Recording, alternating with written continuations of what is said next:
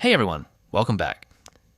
If you're a beginner or a professional 3D artist, you've probably heard people talking about Blender AI. But is it actually useful or is it just another AI trend? Let's find out. First, download the latest version of Blender from the official website and install it on your computer. Once Blender opens, you'll either use built-in AI features if available through your workflow, or install an AI add-on from its trusted source.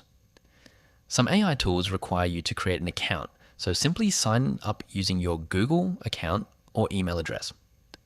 After verifying your email, log in, connect the add-on if required, and you're ready to start creating. The biggest advantage of Blender AI is speed.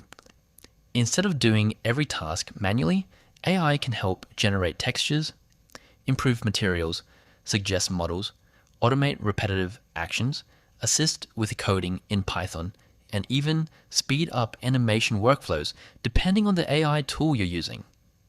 For beginners, this means spending less time learning complex steps and more time building real projects.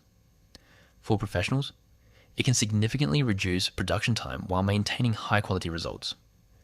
However, Blender AI isn't perfect. AI-generated results often need manual editing, and some advanced AI tools require a paid subscription.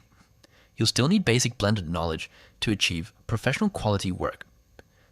If you're creating YouTube animations, game assets, product visualizations, architectural designs, or 3D content for social media, Blender AI can become a powerful assistant rather than replacing your creativity. So, is Blender AI worth using? Absolutely, especially if you want to work faster and boost your creativity. It won't replace your skills, but it can save hours of repetitive work and help you focus on creating amazing projects. If you found this review helpful, don't forget to like this video, subscribe to the channel, and let me know in the comments which AI tool you'd like me to review next. Thanks for watching, and I'll see you in the next one.